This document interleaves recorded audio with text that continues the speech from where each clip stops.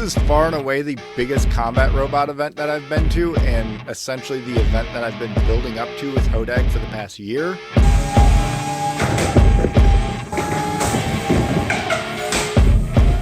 Hey builders, it's Tyler of Team Cryptid Robotics, and today I'm going to tell you about how my beetleweight punch mirror Hodag did at NHRL over in Connecticut. If you've been following the channel, you've probably seen at least one video on Hodag. If you want to see the full build video on it, that's on screen now. I'd recommend watching that before watching this one, because it's going to tell you all about how Hodag works. I feel like I should also emphasize that I drove about 15 hours to get there, which is about 3 times longer than I drive for any other event. For those that are unfamiliar with what NHRL is one of the biggest combat robot events in the country. They run events pretty much every month except for during the summer. They run 3 pounds, 12 pound, and 30 pound robots. I was participating in the 3 pounds, and in the beetleweight class they have 96 robots signed up. So it is a lot of fights in order to get to the top of that tournament. NHRL has a relatively unique tournament style. It's similar to Modified Swiss in that there is a group phase and then there's a single elimination bracket. For the group phase, you essentially are trying to get 2 wins in there in order to go to the single elimination bracket, and if you get 2 losses in the group phase, you're done for the day. And then obviously once you make it to the single elimination bracket, once you lose, you're done. But for the beetleweight bracket, since there's 96 total robots, 48 robots will end up making it to the single elimination bracket. But without further ado, let's get into it. Our first fight is against a 2-wheeled horizontal spinner called Melon Baller, not to be confused with Melon Brawler, which is a lifter. Since I knew the matchups ahead of time, I was able to get a little bit of information on him ahead of time. And I knew that he competed at G-Scroll and NHRL a few times before and has sort of been pretty good at making improvements at each event. So I was assuming this was going to be no slouch. But I felt that Hodag could have a chance to beat him if I can outlast his weapon. You'll also notice that this copy of Hodag wasn't quite driving as straight as I wanted it to going into this fight. And just know that I knew that going in. You'll see right away that I'm not able to box rush him because the robot isn't driving straight. But I still managed to face him for that first hit. But right before that third hit, one of the gearboxes actually died on me, and so that's why I had to crab walk.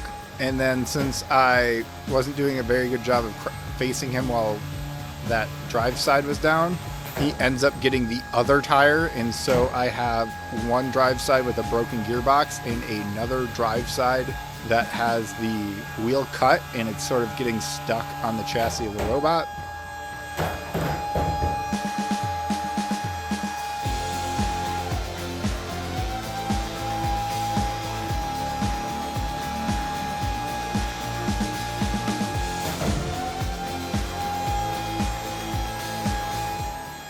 So eventually I just decide to tap out since I can't even do anything in this fight. Ultimately, that's a pretty disappointing first match. That's the first time I've had the gearbox die on the repeat compacts. And I also think that maybe I should have more space between the chassis and side of the robot and the wheels. That way, if it ends up getting cut, it's less likely to get caught on stuff. That way it's only a compromised drive side instead of like almost completely losing the drive side.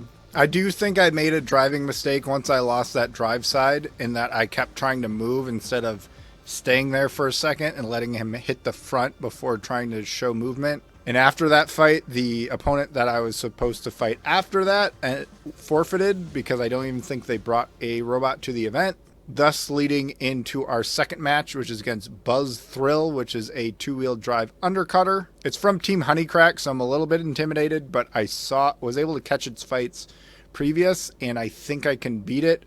It got its butt kicked by Jelly Baby and beat Silver Wind because Silver Wind didn't have a self-righting mechanism. So I decided, instead of going with the wedge for this one, to go with the 2 of the fat forks on the front and try to be a little bit more aggressive so I can actually hit his weapon, since his weapon did not seem to be super effective against his previous opponents.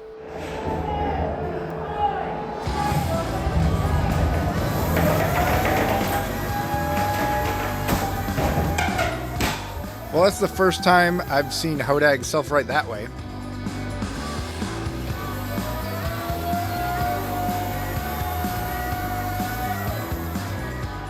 I don't go for the hit when he's stuck on the wall here because I want him to use his unstick, and since the house spot is right there, I didn't want to get stuck between him and the house spot and get into a weird position.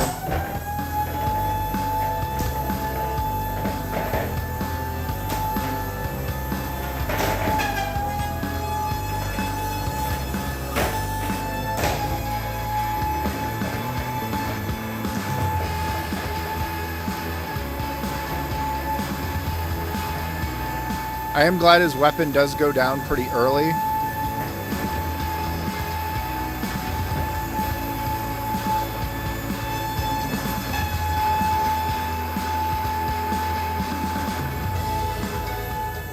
You'll see that I find it pretty difficult for me to catch him because he is a pretty good and experienced driver.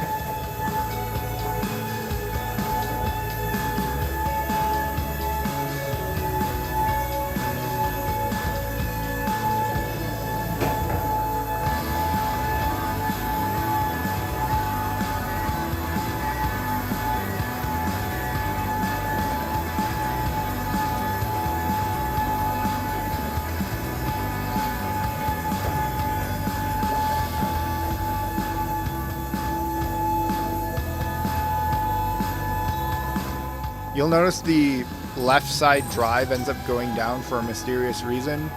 That's because the motor, I guess, got too hot and sort of shifted within where it's mounted.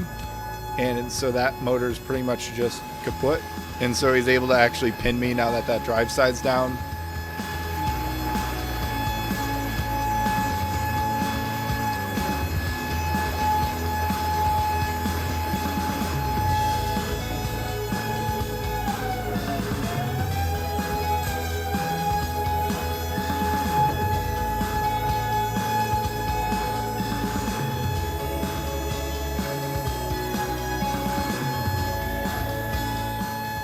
And then you'll see here that the other drive side went down.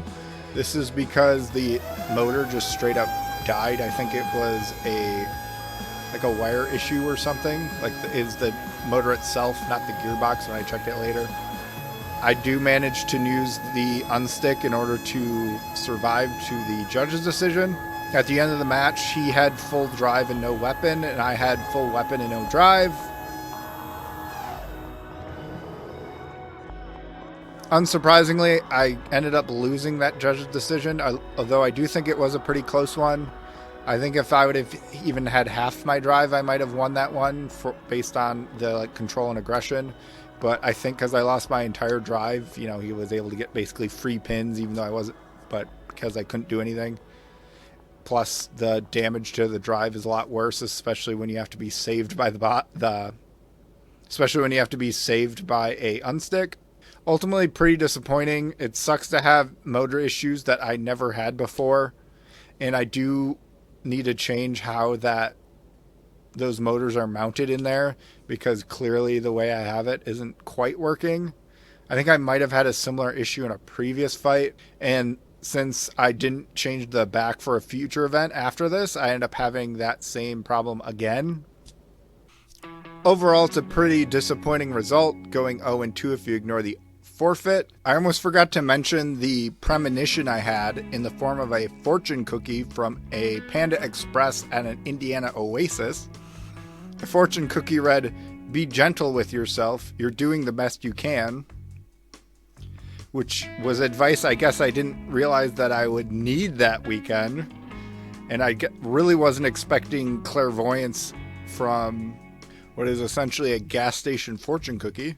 I lost so bad that I feel like I want to completely overhaul the robot. I already had ideas for changing the weapon, since the weapon was never really that damaging. But because of me losing my drive in both fights at that event, and there was an event that I did after that with basically the same version of Hodag that also had drive troubles, that I'm going to completely overhaul the drive. Or maybe not completely, but I'm going to dramatically change the drive. Mostly how it's mounted. I haven't quite settled on what that's going to look like, but if you tune into my streams, I've already started the CAD on stream.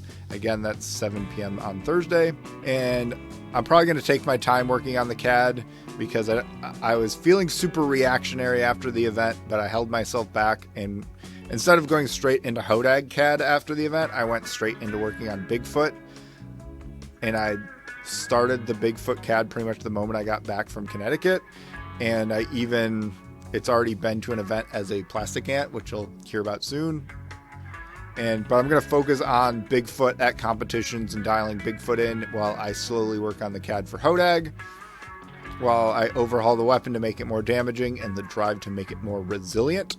I hope to get Hodag to at least one more event. I was thinking the RSL event in Hastings in October will be the next event we'll see Hodag at, and with its overhauled everything.